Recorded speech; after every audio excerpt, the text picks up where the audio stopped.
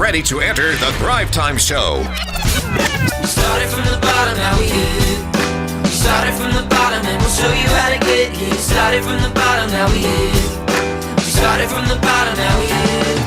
We started from the bottom, now we're on the top. Teaching you the systems to get what we got. Colton Dixon's on the hooks, I break down the books. Z's bringing some wisdom and the good looks. As the father of five, that's why I'm a dive. So if you see my wife and kids, please tell them hi. It's the C&Z up on your radio. And now 3, 2, 1, here we go.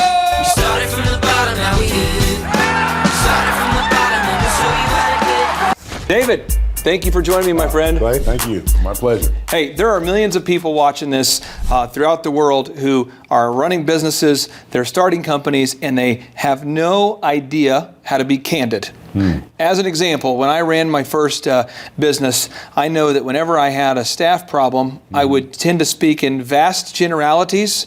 I would never want to talk to someone one-on-one and to tell them the specific issue I had. Right. I like to dance around the issue. I never wanted, because I always was worried about offending people, and it was just, I could imagine working for me had to be very frustrating because you had no idea what I actually thought about you, because I would kind of give you that false kindness stuff. Right. And so this whole concept of being candid is not something that most people are very familiar with. Yet it is something that all business owners need to be familiar with. Right. So in your mind, what does it mean to be candid or to be direct with somebody? Well, I think to be candid is to at least let them know where they stand. Being honest and forthright in your criticism, both positive and negative.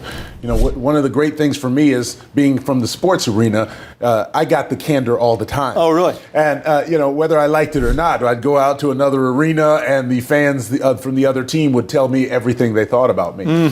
So.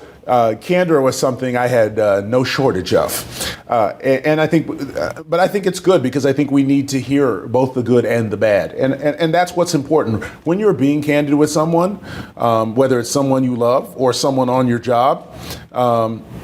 You've got to share both the good and the bad. I think that makes it more acceptable. It makes it more human. If you're just sharing the bad, you will have problems.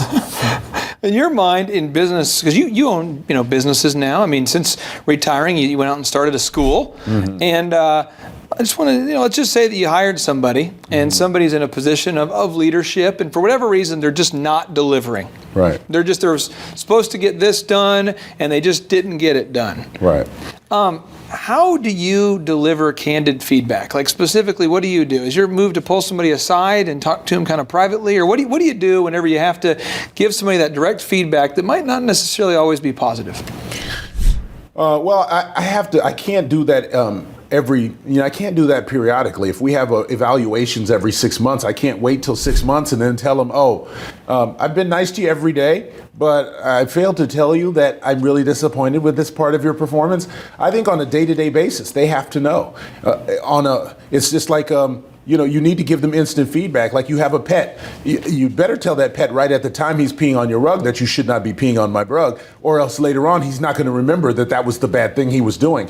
And I think we need to be really diligent about being immediate in our impact, in our feedback when we're sharing with them, so that when it comes time for evaluation, we can say, you did a really good job except for the times you peed on the rug. I was a little bit disappointed with that, and that actually may be enough for termination. Then you have actual reasons to cite. You have things that you can point to. It's very difficult if you have not told anybody about their shortcomings, and then you come to evaluation time and you have to write something negative about someone, and it comes as a complete surprise to them that you did not like that. Why do most business owners not tend to give people feedback immediately? Why do they why is the natural inclination to not say anything at all until we get to that evaluation? I mean, why is what you're saying so different than what we would naturally all want to do? I think part of the reason is that the expectations around the workplace are not clear. Okay. And sometimes if they're not particularly clear, you don't feel entirely comfortable stepping in. But we should be very clear about our culture. Okay. We should know. Around my house, my children have a very clear picture of what I expect of them. And when we step outside of those boundaries, it should not be hard for me to say, well, sweetheart, you really kind of shouldn't talk to your mom that way, because you're not supposed to talk to your mom that way. That has been made clear to you. Okay. So if you ever raise your voice to your mother like that again, we will have a problem. So I can make my point. And I can drive that point home in a short period of time because that understanding is there. And I think in the workplace, we need to have those understandings. That's part of culture. When the culture is in place, then we can easily correct. And I want to bring up a specific example or a specific question because Coach Popovich has been one of the most successful coaches in the NBA for a long time. Right. You guys had a mutual respect. I mean, it seems like you guys had an affection. You still have a relationship with him. But it also would seem to be likely that there's sometimes in the heat of the battle or the competition where maybe you made a mistake. Maybe we forgot to run the right play, or maybe there was a miscommunication. Happened once or twice. How would he deliver that feedback to you towards the end of your career there as you were a peer? I mean, because I think a lot of businesses, what happens is we have a guy who we've worked with for years, and we respect that guy. We don't want to hurt his feelings. But how did Coach Popovich give you direct and candid feedback? How did that happen? Coach Popovich would turn around to the bench and say, Malik, go get David out of there. And that would be my feedback. Oh, okay. Really, he was very cool and calm in the way that he delivered that correction and that feedback. He was very careful not to embarrass me. But as soon as I got back to the bench, one of the assistant coaches would come over, tell me exactly what I did wrong. And then the next day in the film session, we would rewind the film and watch that over again. So I had plenty of positive feedback about what I did wrong. And like I said, the expectation level was set. It was clear what I was supposed to be doing. I knew when I was stepping out of bounds, when I did not cover the guy, I did not rotate to the baseline, I did not put my hand up on that shot. All those were very clear to me. So I think that if you can be clear ahead of time about what the expectations are, then it is not quite so difficult to give that negative feedback. So it sounds like if I'm trying to distill this and really put in some good, for the next time I have to be candid, some good rules here is one, you want to give that immediate feedback. Absolutely. Two, you want to do it respectfully. Yeah, he's very respectful of you. But the third is you want to be clear about those expectations. That is it. You have to lay the groundwork. And I think those three things will allow you to, at any time or any place, give good, constructive feedback. And that can either lead to promotion or that can lead to letting someone go. But at least they knew it was coming because the feedback was there. Now, I imagine, and correct me if I'm wrong, but just kind of how I imagine the NBA season working for you. You were in the league for 14 years. 14. So every year you get a few new guys. Mm-hmm. You always draft a new guy. There's always a new guy, and there's maybe a free agent or two you bring in. And that free agent's going to bring a little bit of his own culture with him because he might have been the man where he used to be or one of the top players. And then you come into your locker room and you have your own culture there in San Antonio. Right. And because you're the leader, I would imagine that occasionally you had to point out to somebody, hey, this is not how we're going to do things here with the Spurs. We're going to do it the right way. And when I say right, this is what I mean. Our way. Okay. By right, I mean our. Our, okay. No, so I guess when I say, how would you deliver candid feedback during those situations to new players that were coming onto the team? And maybe, not even intentionally, but maybe they were violating some rule or maybe they didn't understand the expectations. How did you provide that feedback as a player during those times? Well, I mean, I think we'd bring them into the group.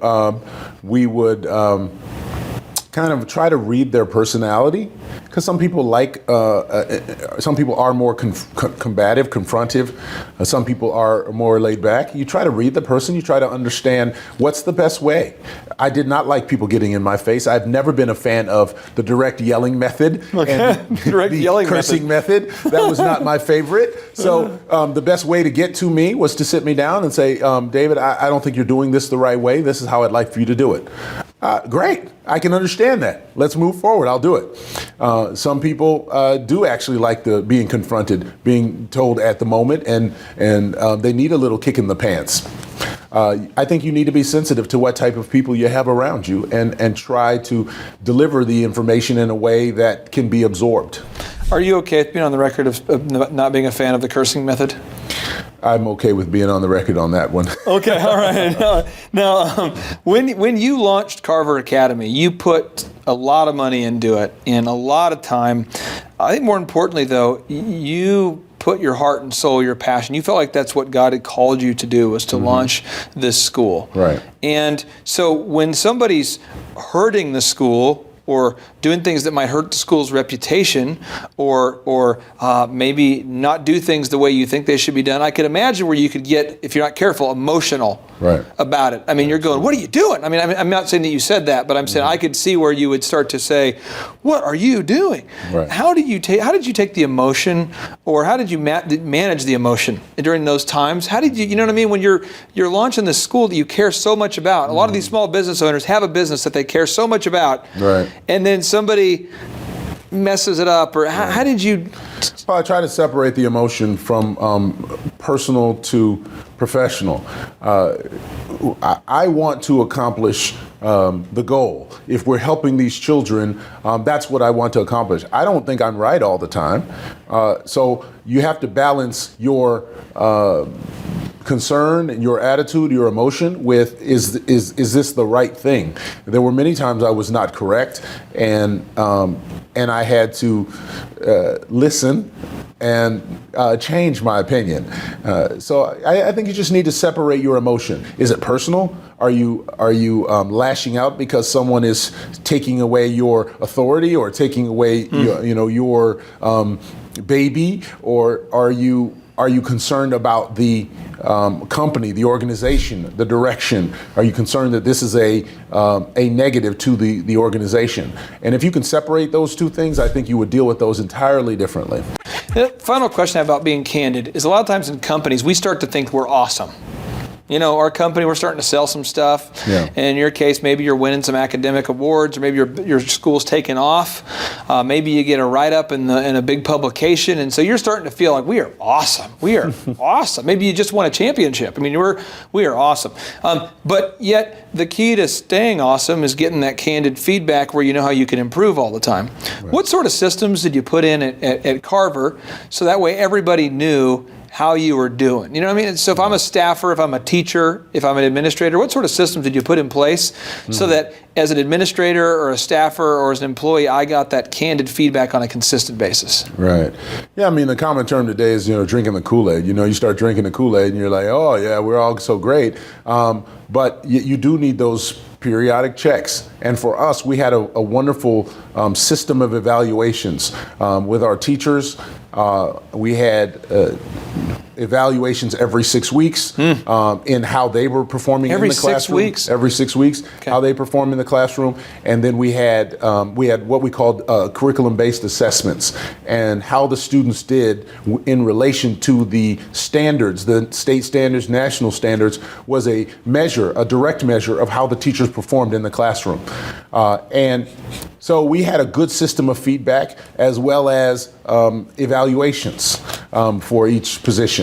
So, I think that's key. You need to be able to let people know and have those periodic assessments, which give positive or negative feedback and allows people to adjust. With your equity fund, where you guys actually own buildings, do you try to collect feedback from tenants, or some sort of feedback where you know how happy your tenants are, or how well the property is being managed? I mean, do you try to put in some systems there too? No, not necessarily. For us, our clients are the people that invest in our business. Oh, okay. So we want feedback from them. Oh, okay. We need to get the returns that we promise, and so they're really our main clients.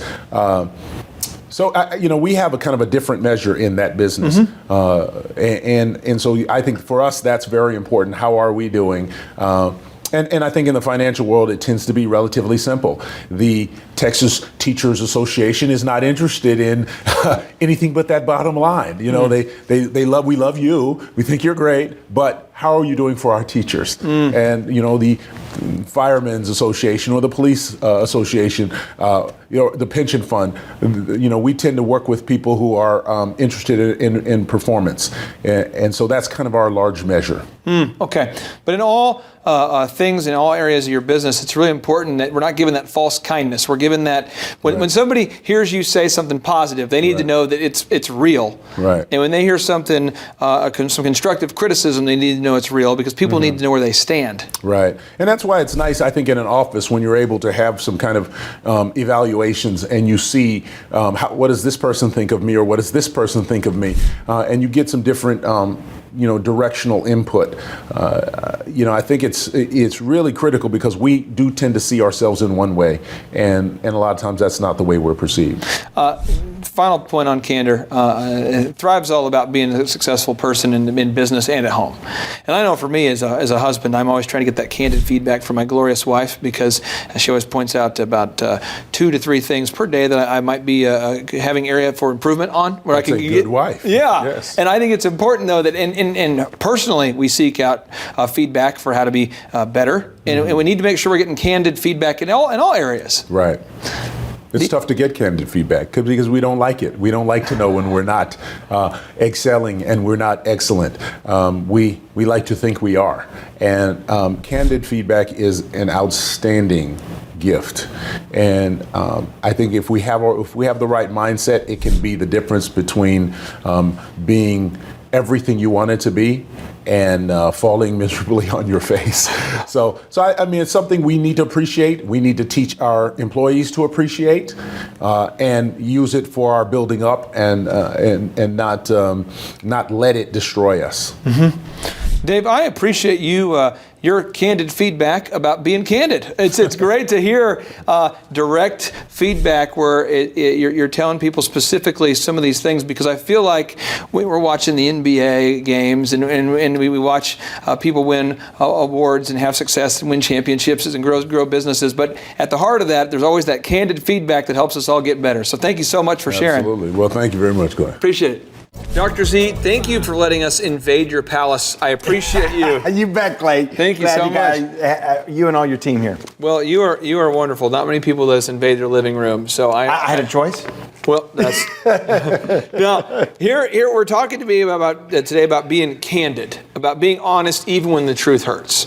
Now, I work with business owners all across the country, and I know there's people watching this right now who, for whatever reason, they cannot be honest with their staff, with their team, with themselves. It's like this false kindness, where they just can't. And so we're going to get into this. And so Jack Welch, one of the top CEOs of all time, he's the author of the book Winning. He talks a lot about the importance of being candid and direct with your employees, partners, and people you work with. In your mind, why is it so hard for most business owners to just be direct and candid? That's an excellent question. And I think at the core of it is that part about us that doesn't want to disappoint people, that doesn't want to upset somebody. And so if you're praising them, you've got good things to say. That's easy to say. Let's be honest. I mean, if you're like, hey, you did a great job today, I mean, that's pretty easy to say. But if you have to walk up to someone and say, fill in the blank, and it's something they don't want to hear, that's difficult. I think as we're building Thrive, one thing is because one of the first businesses I grew, it grew it to where we had about 80 DJs. These guys are out DJing weddings and receptions and all that. Herding cats, I bet. Herding cats. Yeah. It's rough. It was seriously crazy. I thought it was that Steve Martin one, juggling cats. But that was a tough deal. But it's kind of prepared me for this, where with the medical businesses I work with, or I do consulting with, or with Thrive, I really don't have a problem being candid anymore. Mm-hmm. But I used to feel almost like a guilt. Like, who am I to tell you that you're not doing a good job, because I'm also a flawed human, even though I'm the boss? Yeah. I feel a little bit of guilt with that. Absolutely. So what would you say to the entrepreneur who's struggling with guilt a little bit and kind of being candid? They say, I want to be candid, but I just talked to a guy today, and he says, the manager of this store just is not respecting our rules. I want to tell her, but then again, I've messed up sometimes too. And I'm like, listen, you're the owner. So if you've been late before, that's a problem. Never be late again. Don't do that. But if she's not respecting your rules, you just got to tell her. Absolutely. But he felt that guilt. What would you say? You got to get over it. You got to do it. If that means you're practicing on a friend, if that means looking in the mirror and practicing your line to yourself. I mean, you just have to do it. It's a necessary part. None of us like to prune our beautiful plants, but yet it makes them so much better the next growing season. And so, if you love them, you'll prune them. If you want them to be better, you'll prune them. And the pruning is being the candid, because obviously when you're telling them something they don't want to hear, it's obviously something you want them to work on or change. Let's break down the word prune just for a second, just in case somebody watching this maybe doesn't quite grasp this. Like a tree, if it's growing the wrong direction, when you prune, you're basically cutting off the limbs that aren't needed. It's like if you didn't, like the tree would start to grow to one way or the other, right? Correct. It's going the wrong direction. Or you also know that in the agriculture world, if you have like a plant that grows grapes, if you by pruning it, you're also eliminating the dead, but you're also stimulating the plant to grow more branches. Really? And so it's a very healthy component. But in order to do it, you are taking part of the plant off. And so it was just an analogy that I was using. Yeah. But when you're bringing something that they don't want to hear, it's something that you don't want to see again, and therefore it's something you want them to change, and therefore you're giving them the opportunity. I'm going to ask you this here. There's an example there. If I'm working for you and I'm in the front desk, okay, and I say, "Thank you for calling Dr. Z's," and I sound tired. Yeah. Thank you for calling Dr. Z's. If I do that, I'm sure you've heard someone, when they answer the phone, they sound tired. Yes. How do you immediately correct me, or what do you say to me? I go get an energy drink and I force it down. I pull you to the side and I say, hey, listen, here's the proper way that we do that. Now, when I was small, of course, I was pretty much everybody's supervisor, and I was the one that did that. I'm very, very big on proper channels in a corporation, in a business, I should say. And so if I hear that, what I would do is I would go to their supervisor now, and I would say, hey, listen, I do a lot of secret shopping. I send a lot of people that will call. I'll send a lot of people that will go into my stores, go into my businesses, so little secret agents, and they will analyze things. And so sometimes I get them back. I don't see it firsthand, but I get it back as a report. And what I'll do then is I'll sit down with that supervisor and say, hey, listen, they're not answering the phone correctly, and here's the things that we need to work on. You just said 3 just powerful, like drinking from a fire hose of awesomeness here, things that just blowing my mind. One is you said you're really big into channels. Correct. Can we go back and you hammer home what you mean by that? Okay, for example, if you work at the front desk, yeah, and you're upset at one of your coworkers, and you come to me with that problem, I'm going to look at you and I'm going to say, Clay, before you talk to me about this, have you talked to your supervisor? And you're going to say, no, I have not.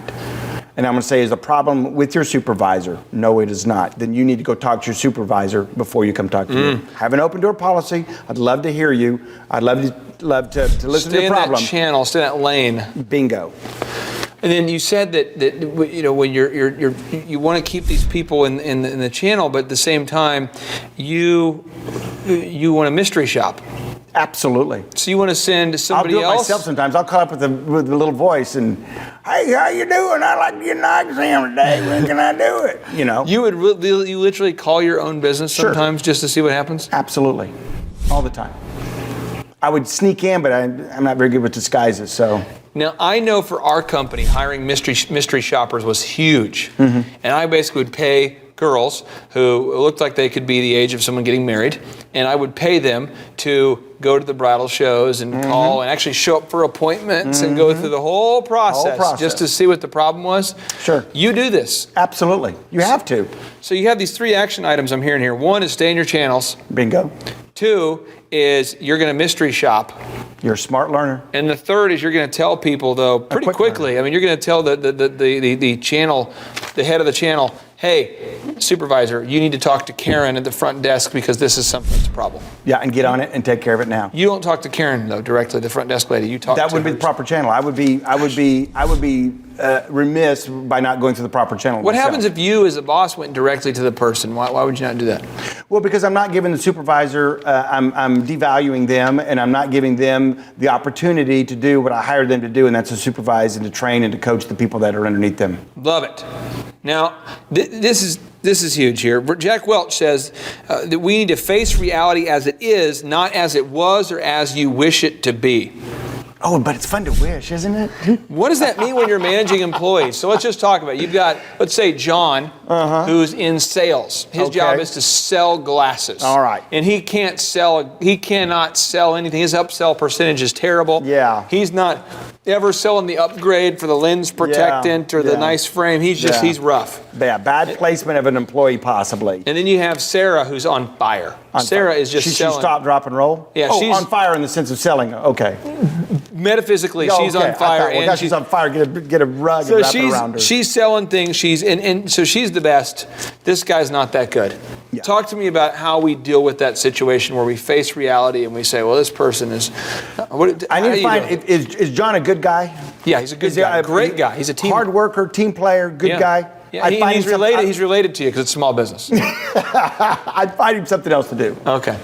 Because the odds of me changing him, taking an introvert, for example, and making them into an extrovert is people change seldom. Remember that. People change seldom. Seldom. This just in from our home office off the coast of this chair. Bingo. Now, so what I would do is I'd probably find him a job in the lab where he could use his hardworking, dedicated skills, and he could, where he's not having to sell, he's having just to produce. It's handed to him, he sees it, he makes it and hands it off. So there's different jobs, and that's part of a good manager is understanding the different personality traits that people have, and when you interview them to place them in your business that they're going to best utilize themselves. I'm getting more out of this particular training than I have got out of almost any other segment. This is unbelievable. So I'm going to keep going here. So here we go.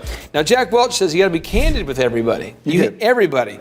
So when you started out in business, did you struggle with the idea of being candid? Yeah, I mean, the first few times it's always tough. I mean, whenever you're telling people, and of course you're kind of new to it, so you really don't know yourself, and maybe all that you know is being read in a book, or it's not practical. It's not practical stuff. I mean, you've heard somebody else tell you that's what you're supposed to do. Okay. So the first few times you kind of stumble along, and it is a little trial and error, and you kind of match it to your style. For a lot of times, I would try to be lighthearted about it. I would try to be the nice guy about it at first until I had to be not that way. In other words, I would say, hey, instead of saying you didn't answer the phone correctly, John, let's say now we're back to it's just me and you working, and you answer the phone like you're tired. I said, hey, instead of answering the phone let's try this. What do you think about this? And pretend like you're and you might role play, let's practice a few times. I'm going to call you, answer, let's see if you can get me more excited than that. Come on, step it up a notch. Yeah, that's, you would, instead of saying, hey, you did it wrong and don't do it like that again, I might first try to coach you up a little bit. Bingo. Now, I'm going to give you an example of what I see a lot of business owners do, because I've coached with companies, and what's funny is once a business owner gets it, they don't do this anymore. But here, I'm going to role play with you what they typically do, and you just tell me what I'm doing wrong. All right, here we go.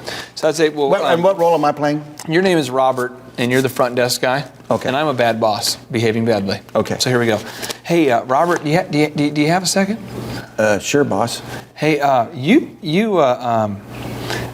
think you're a good guy, and well, thanks, boss. Yeah, you're doing really good on the phone, and I was thinking maybe if you want to maybe look at trying to connect better with our customers.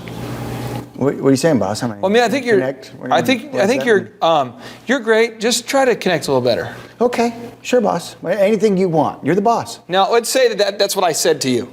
But I just busted you saying some crazy mess on the phone to somebody, and I see this all the time. No eye contact, always looking down. Yeah. Never looking at the person. Yeah. Saying general statements about what of a good person they are. Sure. Talk to me about what I can do better. Well, first of all, you got to look at them. And you got to be honest with them. And you got to say, hey, listen, Robert, you're kind of sucking at answering the phone, okay? You're not enthusiastic. You sound like you're about ready to go to sleep. I can hardly hear you. Yeah, that was me on the other end, by the way. We're going to have to change some things up. And here's what we're going to do. Okay, here's what I'd like for you to do, and we're going to do it until you do it right. Okay? Are you in, Robert? Yeah, I can do it. Okay, because you're a good guy. All right, that's how you do it. Yeah, I mean, you have your own style. I mean, you have your own. I mean, obviously, depending upon your relationship with that person, you play off of that. Now, and every one of your employees you have a relationship with. Some of them it's very little, and some of them it's quite a bit. So, as you come to those times of adjustment, you've hopefully filled up that love bucket of relationship that you can, dip into that, and it's not just caustic. You can have a little bit of, hey, we've had some good times. We've had some relationship. We're doing this business together. We're a team. We're on the same team. We're rowing the boat together. And so it doesn't all have to be just this robotic caustic. What about this? There's a scenario here. Tonight, I just dealt with a guy on the way here. I was talking to the guy. He owns a hair salon. Okay. And he has a manager that's crazy disrespectful to him. The manager, someone he put in charge of the channel of people, is being disrespectful. And the person didn't do their job today, and they respond back to a call from their boss with a text message that reads, "I'm off the clock," after being disrespectful today. Well, I'll tell you this. The gentleman that owns the hair salon, he'll put up with that as long as he wants, and then he'll do the right thing and fire that person. Okay. And that's what you'd do. Absolutely. If someone's disrespectful, I mean, it's pretty... Yeah, I mean, to sit there and say, hey, listen, I'm going to pay you, how much more money do I have to pay you for you to love me? I mean, that's just, no. It comes with the job. Disrespect, zero tolerance, and guess what? People change how often? Seldom. Thank you. Bam. Now, here's the deal. There's a gift shop in Dallas that I used to do some work with. And this lady, neat lady, but she had people working for her who were like 10 years in. Okay. Well, and they hadn't performed, I think, since they started. She has a culture now of these people that don't perform. Mm-hmm. And you'd probably say then the reason why your business isn't growing is because you're putting up with it as long as you want to put up with it. Bingo. Okay. Yeah, I mean, that's the thing about it is that it's a sad state of the affairs, but so many people have gotten so used to mediocrity that, I mean, I'll have managers call me up and say, I want to give Billy Bob a raise. I'm like, okay, well, tell me about Billy Bob's performance. Well, he comes to work on time. Okay. He does his job. Okay. And he doesn't cause any drama. I'm like, okay. He needs a raise. I'm like, wait a second. You just went through the 3 things that I'm paying Billy Bob to do currently, and because it's such an rare thing that someone does, the things that we tell them to do, that now it should be, it's automatically a raise.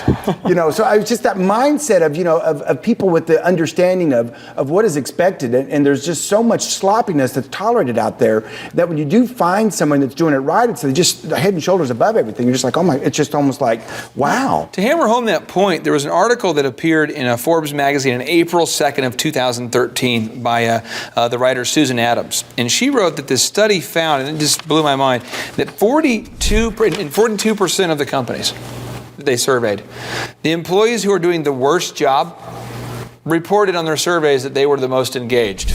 So basically, the 42% in these companies, 42% of the companies, so they interviewed 10 companies. 4 of these companies are finding that the person who is the worst at their job, the boss says this person's the worst, that person on the survey is saying, I'm the best employee, like I'm the most engaged. And there's a disconnect. So they think they're doing awesome. Yeah. And the boss thinks they're doing bad. And what's terrible is that where's the disconnect there? What happens is when they run out of money because no one's performing, then they have to lay off the person who's never done a good job. They get blindsided. Yeah. And it's a weird deal. So in your mind, I mean, how common, if you had to guess a percentage based off the people you've met, what percentage of the employers that you can just, if you had to take a guess, in your mind, the business owners, do you feel like are candid in the way that Jack Welch, CEO of GE wanted us to be? What percentage of employers do you feel like are candid with their staff? I would say that probably a fourth, maybe. Maybe not even that high. Yeah, see, that's what I'm thinking. And so if I'm an entrepreneur watching this, and let's just say that I own a pizzeria. Okay. And I have a dude. Is it thin crust or thick crust? It's a thick crust. It's an Italian. It's with a Chicago deep dish style. And I have a guy who just, for whatever reason, this happened to me the other night. I went to a deep dish pizza place, and the guy says to me, I said, "How are you?" To my waiter. He says, "The last customer I shift, hey, if we can just kind of make this quick." That's what he said to me. Now, I know the manager saw him say it. I didn't see any immediate correction. I was watching to see if it would happen, but it wasn't happening. Mm-hmm. What would you say in that situation again? Because I'm just trying to role play some scenarios so people can hear how a boss such as yourself would handle this. Immediately. First of all, if he had a supervisor, I would go down the channels. If he had a supervisor, if there was somebody above him, I would go to them. But let's say I'm that person. I would call them to the side and not in front of the customer. I would let them know that what they did was inappropriate.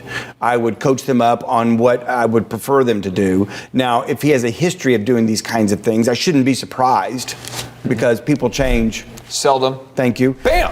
And so if this is the kind of kid he is, and I've put up with it from now, then I'm the one that should look in the mirror and go, what am I doing? Maybe I need to coach myself up a little bit. What if it's forgetful Susan? She just always forgets to mail out the stuff on time. Because you have a medical practice. Yeah. And as you know, you could lose your certification if certain things aren't mailed in at the right time, if you don't apply for certain things, if you don't keep certain permits. There's things you have to do to stay legal. Right. What if forgetful Susan doesn't mail stuff out on time? How do you deal with that? I would go find Remembering Betty. Really? Exactly. Okay. Have you ever had to fire something that important, as you just put it? Yeah. And I know this person is forgetful, and I know there's a 50% chance they're not going to, or put a number to it, that they're not going to remember to do it. Who's the bigger fool? Me keeping her in that position or her? Because she's just doing what she's always done. Do you feel ever bad when you have to let people go that aren't performing? No. Okay. No, because I am protecting my business. I'm protecting my baby. I'm protecting my livelihood. Well, the day that they come to my house and feed me and write me a big check, then I might feel bad about it. But they don't.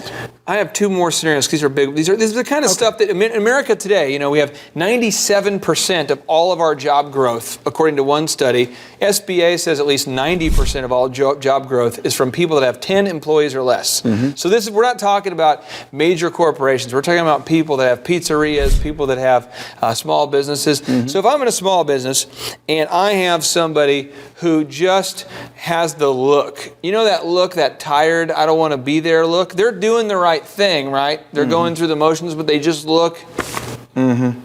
in a meeting mm-hmm. all the time when you're trying to lead the meeting. You're the boss. Mm-hmm. I'm yawning in your meeting mm-hmm. all the time. Yeah. How do you deal with the yawning guy? Openly yawning guy. Tired looking guy every day.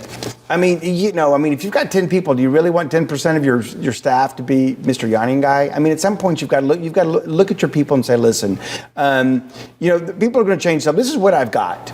I'm not going to tell this guy, hey, listen, go to bed earlier. Oh, by the way, there could be some medical function as to why he's not sleeping well, But for the most part, I'm not going to step into his life and change him dramatically. I'm just not going to do it. And guess what? I'm not a life coach. I'm here to run a business, okay? You're not a life coach. I'm not a life coach. I love it. And so I'm here to run a business. You're setting me free. Yes, freedom. He's setting me free. He's setting me free. Freedom. I feel so free. So if Mr. Yanni guy bothers you, you know what I'm going to do? I'm going to put up with it as long as I'm going to put up with it. And then what am I going to do?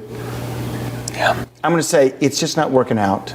Okay. You need to go find something else. Final story, final one, because this happens in small businesses all across America, okay? And everybody thinks, I don't want anybody to think that, gosh, someone's not, no one's perfect. Don't get me wrong. Yeah, I'm just giving you scenarios that I'm trying to... The key is you'll put up with it as long as you want to put up with it. If this guy's a top performer and you're number one sales guy, I'll put up with a little yawning every now and then. But here every day. Everything's in balance. Yeah. But, okay. Okay, let's say that it's Danny doesn't remember how to clean the toilet, janitor guy. Okay.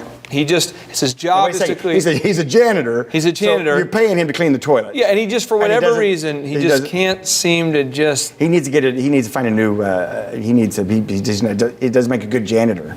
It's kind of like an eye doctor that can't give a good eyeglass prescription. I mean, it's. I love how you see things in black and white. This is freeing for me. This is big. Yeah, because people change. Seldom. And if he knows his job is to clean the toilet and he doesn't do it for whatever reason, guess what? Beat your head against the wall as much as you want, folks out there. But the reality is find yourself a new janitor. It's much easier. So let's say this. If I, to the person who's watching this who might say, well, it sounds like what you're being mean.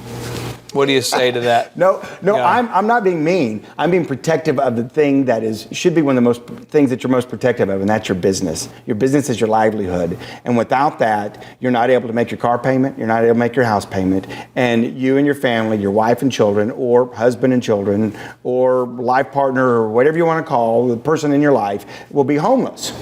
And that's not fun. So you have to look at this as no one is going to care about it as much as you do. And if you don't care about it as much to make those hard decisions and get rid of yawning Danny, he's a janitor, I think, and Billy, the bad, whatever. I mean, if you don't think enough of your business to prune it and to help it grow and mature and to find the right people, if that person isn't the right fit, guess what? Find somebody who is. Quit trying to jam a square peg into a round hole. It's sucks the life out of you. Just thinking about it makes a monkey fist in the back of my head. So if someone isn't working out, that's okay.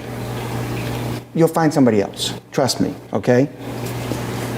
I appreciate you for being here and sharing this. I want to give one little stat. The Gallup poll did some research. They showed that only 13% of America's employees are actually engaged in their job, meaning they actually care. 13%. And I say that to say that a lot of people are out there hiring people, and you're kind of mean to someone in my mind. If you keep them working there and they don't do a good job at the job, they're probably going to be good at something else. Sure. So we got to quit feeling guilty about this. We just have to be candid all the time. And I appreciate you for sharing this because you've provided me a ton of clarity, and I know a lot of entrepreneurs are just that black and white. It's great. So thank you for your time. You bet, Clay. Thank you so much. You bet. Appreciate you. Keep thriving. Yeah. All right, JT, so hypothetically, in your mind, what is the purpose of having a business? To get you to your goals. So it's a vehicle to get you to your destination. Whoa. And would you need profits to get there? I mean, is when you have a business that's successful, in your mind, in your expert opinion, would you need profits to get you to your goals? Yeah, because if you have a $15 million business, but you have $15 million of expenses, it's kind of pointless. Holy crap! All right, so the question I would have here for you, if you could take 10 minutes or less and see if you could save $3,000 a year by reducing your credit card fees, would you do it? Yes, absolutely. Holy crap! Why would somebody out there who's listening right now who has a sane mind, why would they not go to thrivetimeshow.com/credit-card, thrivetimeshow.com/credit-card to schedule a 10-minute consultation to see if they can reduce their credit card fees by at least $3,000 a year? Why would they not do it? Yeah, why would they not do it? Maybe because they didn't understand how you said the website. This tree is a symbol of the spirit of the Griswold family Christmas. No, that's clear. Okay, so that could be true. So I would encourage everybody to check out thrivetimeshow.com/credit-card, thrivetimeshow.com/credit-card. What would be another reason why someone would not be willing to take 10 minutes to compare rates to see if they could save $3,000 or more on credit card fees? Maybe they think it is a waste of time and that it won't. It's not possible. There's somebody out there that's making more than $3,000 every 10 minutes, and they're like, nah, that's not worth my time. Hello. We getting there, right money.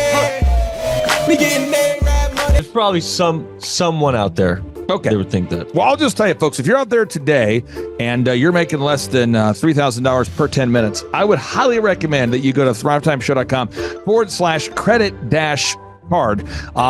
Because you can compare rates, you can save money, and the big goal, in my opinion, of building a business is to create time freedom and financial freedom. And in order to do that, you have to maximize your profits. Holy crap! Now, one way to maximize your profits is to increase your revenue. Another way to do it is to decrease your expenses. It's a profit deal. Takes the pressure off. JT, is there any other reason why somebody would not be willing to take 10 minutes to compare rates to see if they could save a total of $3,000 a year on average? I am at a loss, and I cannot think of any other. Shampoo is better. I go on first and clean the hair. Conditioner is better. I leave the hair silky and smooth. Oh, really, fool? Really? Stop looking at me, Swan. Well, let me tell you a good story here real quick here. I actually, years ago, compared rates with this company here called IPS. It's Integrated Payment Services. And I scheduled a consultation. I don't know that I was skeptical. I just thought, whatever, I'll take 10 minutes. I'll compare rates. I can't tell. You can tell me I'm a doctor. No, I mean, I'm just not sure.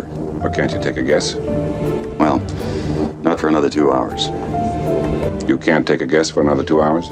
And in my case, in my particular case, I save over $20,000 a year. Holy crap. Wow. Which is, like groceries when my wife goes to the organic stores. Find everything you need today? Yeah. Great. Okay. Oh, God. No. Everything okay, ma'am? It's just that you've only scanned a few items and it's already $60. I'm so scared. Okay, I'm a trained professional, ma'am. I've scanned a lot of groceries. I need you to stay with me. It's just that my in-laws are in town and they want a charcuterie board. Well, this isn't gonna be easy, so I need you to be brave, all right? What's your name? Patricia. Trisha, all right. I need you to take a deep breath. We're about to do the cheese. That's the difference between eating organic and not organic. So because my wife eats organic, I had to take the 10 minutes needed to compare rates to save the $20,000 a year on credit card fees just for one of my companies. One question, what's the brand name of the clock? The brand name of the clock, Rod. Do we have name of the clock. It's an elegant from Ridgeway. It's from Ridgeway. Let's buy the clock and sell the fireplace. So I encourage everybody out there, go to thrivetimeshow.com/credit-card. You schedule a free consultation, request information. A member of our team will call you. They'll schedule a free consultation. It should take you 10 minutes or less. And they're going to compare rates and see if they can't save you more than $3,000 a year off of your credit card processing. You were hoping what? I wouldn't owe you money at the end of the day. No, you don't owe us money. Because at the end of the day, the goal of the business is to create time freedom and financial freedom. And in order to do that, you need to create additional profits.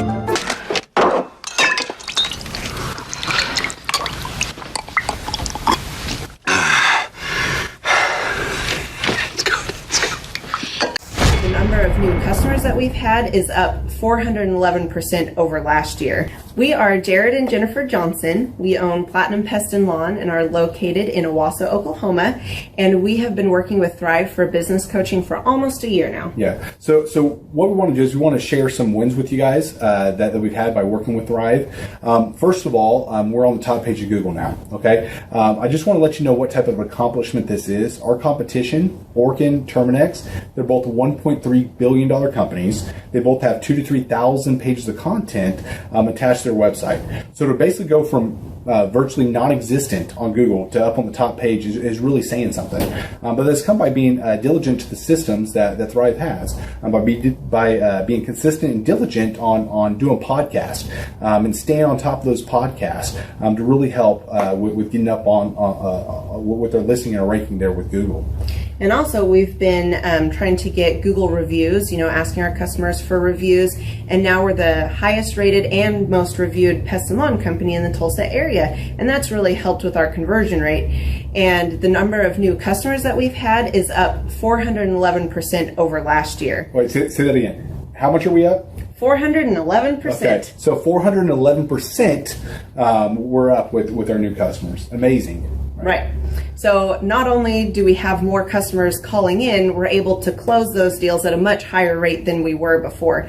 Right now, our closing rate is about 85%, and that's largely due to, first of all, like our Google reviews that we've gotten people really see that our customers are happy, but also we have a script that we follow. And so when customers call in, they get all the information that they need. That script has been refined time and time again. It wasn't a one and done deal. It was a system that we followed with Thrive in the refining process, and that has obviously the 411% shows that system works. Yeah, so here's a big one for you. So last week alone, our booking percentage was 91%. We actually booked more deals, more new customers last year than we did the first 5 months, or I'm sorry, we booked more deals last week than we did the first 5 months of last year from before we worked with Thrive. So again, we booked more deals last week than the first 5 months of last year. And it's incredible. But the reason why we have that success is by implementing the systems that Thrive has taught us and helped us out with. So. Some of those systems that we've implemented are group interviews. That way we've really been able to come up with a really great team. We've created and implemented checklists. That way everything gets done and it gets done right. It creates accountability. We're able to make sure that everything gets done properly, both out in the field and also in our office. And also doing the podcast, like Jared had mentioned, that has really, really contributed to our success. But that, like I said, the diligence and consistency in doing those and that system has really, really been a big blessing in our lives. And also, it's really shown that we've gotten the success from following those systems. Yeah. So before working with Thrive, we were basically stuck. Really no new growth with our business. And we were in a rut and we didn't know. The last 3 years, our customer base had pretty much stayed the same. We weren't shrinking, but we weren't really growing either. Yeah, and so we didn't really know where to go, what to do, how to get out of this rut that we're in. But Thrive helped us with that. They implemented those systems. They taught us those systems. They taught us the knowledge that we needed in order to succeed. Now it's been a grind. Absolutely, it's been a grind this last year. But we're getting those fruits from that hard work and the diligent effort that we're able to put into it. So again, we were in a rut. Thrive helped us get out of that rut. And if you're thinking about working with Thrive, quit thinking about it and just do it.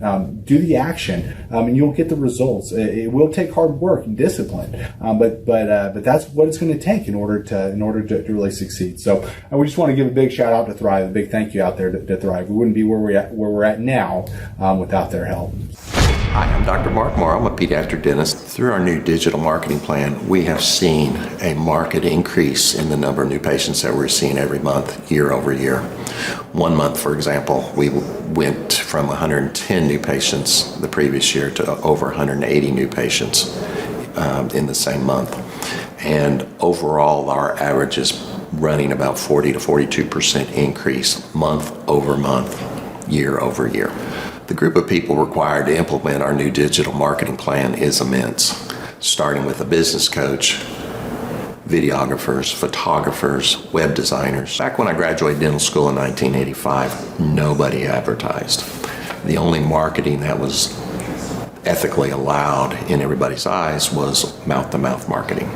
By choosing to use the services, you're choosing to use a proven turnkey marketing and coaching system that will grow your practice and get you the results that you're looking for. I went to the University of Oklahoma College of Dentistry, graduated in 1983, and then I did my pediatric dental residency at Baylor College of Dentistry from 1983 to 1985. Hello, my name is Charles Kolaw with Kolaw Fitness. Today I want to tell you a little bit about Clay Clark and how I know Clay Clark. Clay Clark has been my business coach since 2017. He's helped us grow from 2 locations to now 6 locations. We're planning to do 7 locations in 7 years and then franchise. And Clay has done a great job of helping us navigate anything that has to do with like running the business, building the systems, the checklists, the workflows, the audits, how to navigate lease agreements, how to buy property, how to work with brokers and builders. This guy is just amazing. He's this kind of guy has worked in every single industry. He's written books with like Lee Cockrell, head of Disney, with the 40,000 cast members. He's friends with like Mike Lindell. He does Reawaken America tours where he does these tours all across the country where 10,000 or more people show up to some of these tours. On the day-to-day, he does anywhere from about 160 companies. He's at the top. He has a team of business coaches, videographers, and graphic designers and web developers, and they run 160 companies every single week. So Think of this guy with a team of business coaches running 160 companies. So in the weekly, he's running 160 companies. Every 6 to 8 weeks, he's doing Reawaken America tours. Every 6 to 8 weeks, he's also doing business conferences where 200 people show up, and he teaches people a 13-step proven system that he's done and worked with billionaires, helping them grow their companies. I've seen guys from startups go from startup to being multimillionaires, teaching people how to get time freedom and financial freedom through the system. Critical thinking, document creation, putting it into organizing everything in their head to building into a franchisable, scalable business. Like one of his businesses has like 500 franchises. That's just one of the companies or brands that he works with. So amazing guy, Elon Musk kind of like smart guy. He kind of comes off sometimes as socially awkward, but he's so brilliant and he's taught me so much. When I say that, like Clay is like, he doesn't care what people think when you're talking to him. He cares about where you're going in your life and where he can get you to go. And that's what I like most about him. He's like a good coach. A coach isn't just making you feel good all the time. A coach is actually helping you get to the best you. And Clay has been an amazing business coach. Through the course of that, we became friends. I was really most impressed with him is when I was shadowing him one time. We went into a business deal and listened to it. I got to shadow and listen to it. And when we walked out, I knew that he could make millions on the deal, and they were super excited about working with him. And he told me, he's like, I'm not going to touch it. I'm going to turn it down because he knew it was going to harm the common good of people in the long run. And the guy's integrity just really wowed me. It brought tears to my eyes to see that this guy, his highest desire was to do what's right. And anyways, just an amazing man. So anyways, impacted me a lot. He's helped navigate anytime I've got nervous or worried about how to run the company or, navigating competition and an economy that's like, I remember we got closed down for 3 months. He helped us navigate on how to stay open, how to get back open, how to just survive through all the COVID shutdowns, lockdowns. I'm Rachel with Tip Top Canine, and we just want to give a huge thank you to Clay and Vanessa Clark. Hey guys, I'm Ryan with Tip Top Canine. Just want to say a big thank you to Thrive 15. Thank you to Make Your Life Epic. We love you guys, we appreciate you, and really just appreciate how far you've taken us. This is our old house, right? This is where we used to live a few years ago. This is our old neighborhood. See? It's nice, right? So this is my old van and our old school marketing, and this is our old team. And by team, I mean it's me and another guy. This is our new house with our new neighborhood. This is our new van with our new marketing, and this is our new team. We went from 4 to 14, and I took this beautiful photo. We worked with several different business coaches in the past, and they were all about helping Ryan sell better and just teaching sales, which is awesome, but Ryan is a really great salesman. So we didn't need that. We needed somebody to help us get everything that was in his head out into systems, into manuals and scripts, and actually build a team. So now that we have systems in place, we've gone from 1 to 10 locations in only a year. In October 2016, we grossed 13 grand for the whole month. Right now it's 2018, the month of October. It's only the 22nd. We've already grossed a little over 50 grand for the whole month, and we still have time to go. We're just thankful for you, thankful for Thrive and your mentorship, and we're really thankful that you guys have helped us to grow a business that we run now instead of the business running us. Just thank you times 1,000. The Thrivetime Show, 2-day interactive business workshops, are the highest and most reviewed business workshops on the planet. You can learn the proven 13-point business systems that Dr. Zellner and I have used over and over to start and grow successful companies. I mean, we get into the specific steps on what you need to do to optimize your website. We're going to teach you how to fix your conversion rate. We're going to teach you how to do a social media marketing campaign that works. How do you raise capital? How do you get a small business loan? We teach you everything you need to know here during a 2-day, 15-hour workshop. It's all here for you. You work every day in your business, but for 2 days you can escape and work on your business and build these proven systems so now you can have a successful company that will produce both the time freedom and the financial freedom that you deserve. You're going to leave energized, motivated, but you're also going to leave empowered. The reason why I've built these workshops is because as an entrepreneur, I always wish that I had this. And because there wasn't anything like this, I would go to these motivational seminars, no money down, real estate, Ponzi scheme, get motivated seminars, and they would never teach me anything. It was like you went there and you paid for the big chocolate Easter bunny, but inside of it, it was a hollow nothingness. And I wanted the knowledge, and they're like, oh, but we'll teach you the knowledge after our next workshop. And the great thing is we have nothing to upsell. At every workshop, we teach you what you need to know. There's no one in the back of the room trying to sell you some next big get-rich-quick, walk-on-hot-coals product. It's literally, we teach you the brass tacks, the specific stuff that you need to know to learn how to start and grow a business. And I encourage you to not believe what I'm saying, and I want you to Google the Z66 auto auction. I want you to Google elephant in the room. Look at Robert Zellner and Associates. Look them up and say, are they successful because they're geniuses, or are they successful because they have a proven system?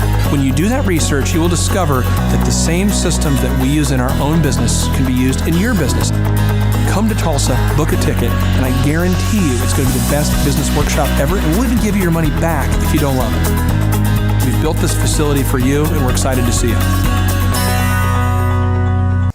If we go back 8 years ago, think about the number of clients you had back then versus the number of clients you have now. As a percentage, what has been the growth over the past 8 years, do you think? We got to inspire somebody out there who just doesn't have the time to listen to their calls. Okay, so Clay, it's like I would go up and down from about $10,000 a month up to about $40,000, but it's up and down roller coaster, and so now we've got it to where we're in excess of 100 clients. That's awesome. And so I would have anywhere from 5 clients to 20 clients on my own with networking, but I had no control over it. I didn't. Without the systems, you're going to be victimized by your own business. For somebody out there who struggles with math, if you, let's say that your average number of clients was 30 and you go to 100, as a percentage, what is that? I have doubled every year since working with you. So I've doubled in clients, I've doubled in revenue every year. It's 100% growth every year I've worked with. Now, so I'm looking, we've been good friends 7-8 years, and I've got doubled 5 times. Which is just incredible. I mean, the first time you do it, that's one thing, but when you do it repeatedly, yeah, I mean, that's unbelievable. We're working our Blessed Assurance off this year to double. We're planning on doubling again. We're incorporating some new things in there to really help us do it, but we are going to double again this year. I started coaching, but it would go up and down, Clay. That's when I came to you, as I was going up and down, and I wanted to go up and up instead of up and down. And so that's when it needed a system. So creating a system is you have nailed down specific steps that you're going to take no matter how you feel, no matter the results. You lean into them and you do them regardless of what's happening. You lean into them and it will give you X number of leads. You follow up with those leads, turns into sales. Well, I tell you, it's... If you don't have a script and you don't have a system, then every day is a whole new creation. You're creating a lot of energy just to figure out what are you going to do. Right. And the best executives, Peter Drucker is a father of modern management. He said, the most effective executives make one decision a year. What you do is you make a decision, what is your system, and then you work like the Dickens to make sure you follow that system. And so that's really what it's all about. So with a script here, we have a brand new gal that just came in working for us. She nailed down the script, and she's been nailing down appointments. Usually we try to get one appointment for every 100 calls. We make 200 to 300 calls a day per rep. Right. And she's been nailing down 5 and 8 appointments a day. Somebody out there is having a hard time. That script. So she's making how many calls a day? She's making between 200 and 300 calls a day. Whoa. And our relationship is weird in that we do. If someone were to buy an Apple computer today, yeah, and or let's say you bought a personal computer, a PC, the computer is made by, let's say, Dell. but then the software in the computer would be Microsoft, let's say, or Adobe or whatever that is. So I basically make the systems, and you're like the computer and I'm like the software. It's kind of how I would describe our relationship. Yeah. Tim, I want to ask you this. You and I reconnected. I think it was in the year 2000 and what was it? Maybe 2010. Is that right? 2011, maybe, or no, maybe further down the road. Maybe 2013. 2012. Okay, so 2012, and at that time I was 5 years removed from the DJ business, and you were how many years removed from tax and accounting software? It was about 10, 11 years. We met. How did we re-meet? What was the first interaction? There was some interaction where you and I first connected. I just remember that somehow you and I went to Hideaway Pizza. But do you remember when we first reconnected? Yeah. Well, we had that speaking thing that. There it was. So it's Victory Christian Center. I was speaking there. My name is Robert Redmond. I actually first met Clay almost 3 years ago to the day. I don't know if he remembers it or not, but I wasn't working with him at the time. I asked to see him and just ask him some questions to help, direct my life, to get some mentorship. But I've been working with Clay for now just over a year.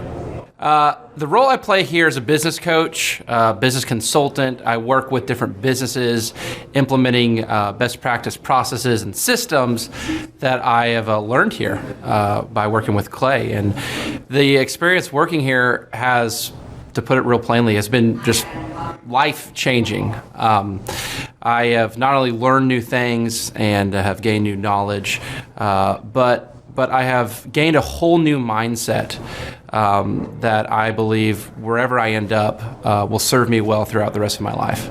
Since working with Clay, I have learned so much. I mean, I would like to say almost everything about business in terms of the different categories. I haven't learned it all, but I've learned all about marketing. I've learned about advertising. I've learned about branding. I've learned how to create a sales process for organizations in any industry. I've learned how to sell. I've learned how to create repeatable systems and processes and hold people accountable. How to hire people. It's almost like every aspect of a business you can learn. I have learned a lot in those different categories. And then, again, the mindset that I've gained here has been huge. Working here, you can't be a mediocre person. You are a call to a higher standard of excellence. And then as you're called to that standard here, you begin to see those outcomes in every area of your life. That standard of excellence that you want to implement no matter what you're involved in. I would like to describe the other people that work with Clay are people that are going somewhere with their life. Marshall in the group interview talks about how the best fits for this organization are the people that are goal oriented. So they're on their own trajectory, and we're on our own trajectory.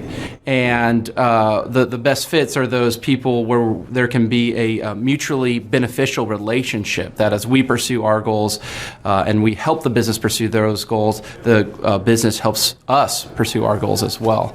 And so I'd say people that are driven, people that want to make something of their lives, people that are goal-oriented, they're focused, and they're committed to overcoming any adversity that may come their way. Clay's passion for helping business owners grow their businesses it's unique in that I don't know if there's anyone else that can be as passionate. Whenever a business starts working with Clay, it's almost as like Clay is running that business in the sense that he has something at stake. He's just serving them. They're one of his clients, but it's as if he is actively involved in the business. Whenever they have a win, he's posting it all over his social media. He's shouting it across the room here at Thrive. He's sending people encouraging messages. He can kind of be that life coach and business coach in terms of being that a motivator and that champion for people's businesses. It's again unique because there's no one else I've seen get so excited about and passionate about other people's businesses. The kind of people that wouldn't like working with Clay are people that are satisfied with mediocrity. People that want to get through life by just doing enough, by just getting by. People who are not looking to develop themselves, people who are not coachable, people who think that they know it all and they're unwilling to change. I would say those are the type of people. In short, anyone that's content with mediocrity would not like working with Clay. So if you're meeting Clay for the first time, the advice I'd give you is definitely come ready to take tons of notes. Every time Clay speaks, he it gives you a wealth of knowledge that you don't want to miss. I remember the first time that I met Clay, I literally carried a notebook with me all around. I was looking at this notebook the other day, actually. I carried a notebook with me all around, and I just took tons of notes. I filled the entire notebook in about 3 or 4 months just from being around Clay, following him, and learning from him. And then I would say, come coachable. Be open to learning something new. Be open to challenging yourself. Be open to learning and adjusting parts about you that need to be adjusted.